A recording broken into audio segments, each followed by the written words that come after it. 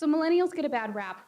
And the picture that you see on the left is a cover story that Time magazine did, where they didn't just call it the me generation, they called it the me generation. And because millennials are many of them are so great at Photoshop, what they didn't realize is the vast number of um, creations that young people would make about the actual story for millennials. So the one on the right that you see is the indentured generation.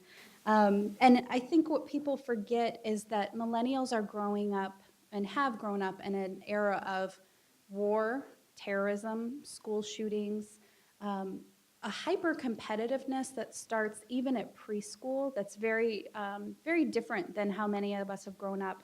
And they have crushing student loan debt, and then an economy that is just really in a bad place. And so I meet many young people that have been told their entire lives, if you go to college, you can get a job, and everything will be great. And so they go to college, and then they try to get a job.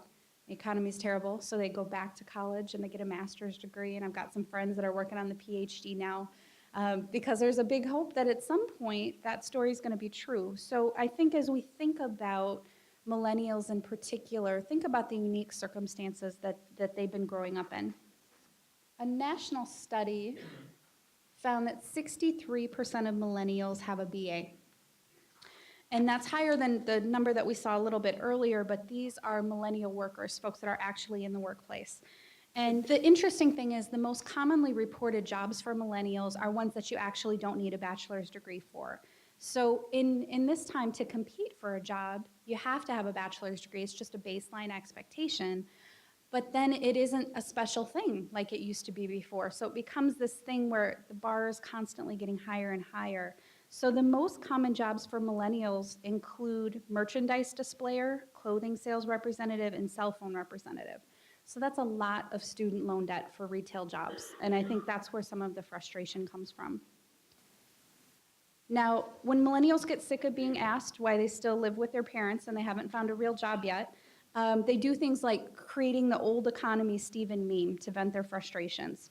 So if you see some of these pieces, if you can't see in the back, it has things like fails out of high school, gets job, buys house, and retires happy. So old economy Steve, that could actually happen for him. One of my other favorites of this meme that isn't up here is, I worked all summer to buy a car, and then on the bottom it says the car was a Corvette. So I think it's a different world that these young people are growing up in, and they really have a fair critique. So they're expected to reach the same life milestones, to buy a house, to be able to pay for college, to not take out this sort of debt. But they're dealing with really crippling student loan debt that can be as much as a house mortgage. So when we talk about why aren't more young people coming into the nonprofit sector, why aren't they spending more time volunteering, many people are working 2 or 3 jobs. So if they are working those retail jobs that we were talking about, they're also doing an internship with a nonprofit organization or the type of organization that they like to work for if someday jobs are available. And it's taking up a lot of time to be able to do those things.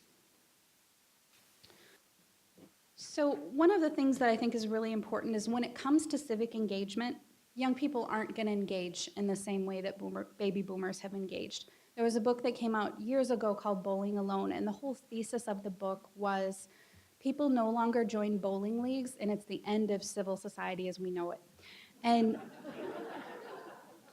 I think a lot of young people today aren't going to be joining bowling leagues, but they're going to go to Policy and a Pint. They're going to engage online on issues that are important to them. They're going to mobilize their friends to be able to make a difference on causes that are important. It's going to look different. So they're not going to run organizations in the way that they've been run in the past. They're not going to volunteer the way that it's been done in the past.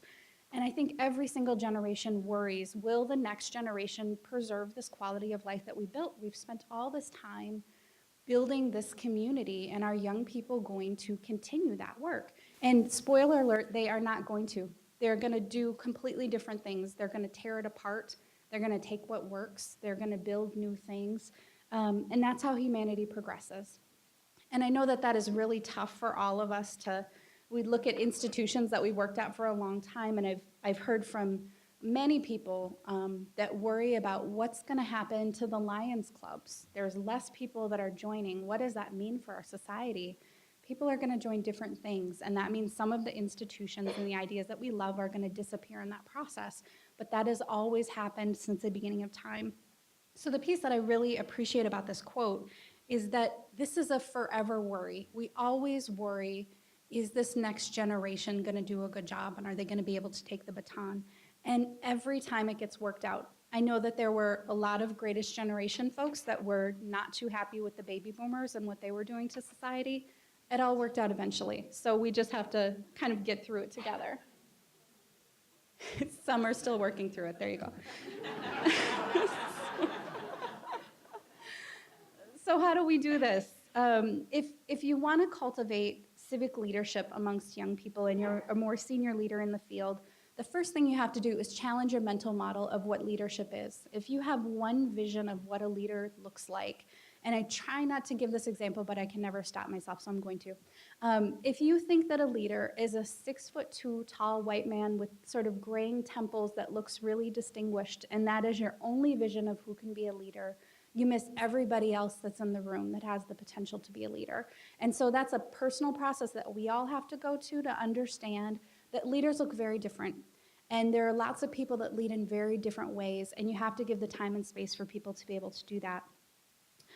The next is really providing real leadership opportunities, both within your organizations and within places that you're volunteering.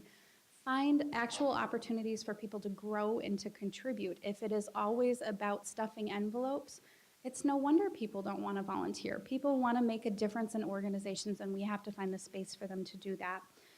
The other is sharing your network and making introductions. And I know a lot of people that are mid-career and more senior in the field, whenever I ask anybody in philanthropy how they're doing, they go, I'm so busy. And it's because there's too many opportunities and too many things that are often available. And I was talking to a good friend of mine about asking for advice about how to say no to great volunteer opportunities. And she said, how about if you figure out who else could do that instead of you? Because 2 years ago, you would have loved to have been on that board, or you would have loved to help with that committee. So find other people amongst that pipeline that you can connect to those opportunities. And then identify your successors both within your organization and within your volunteer capacities. There's lots of places where you have connections. Make sure that there's a strong leadership pipeline that's coming behind you. The Minnesota Council of Foundations has made a commitment to increase leadership within the field of philanthropy, especially amongst young people of color. And so we've started a fellowship program that's intended to connect young people of color into 3-year program associate positions in the field of philanthropy. The first 4 fellows are at the Bush Foundation. Raise your hands back there, guys. They're all here today. They are fabulous. And there was 112 other fabulous people that applied for the fellowship. And so next year we'll expand to a greater number of foundations. But I think that's the piece that we forget, is that there's wonderful people that are out there, but how do we connect them to our organizations?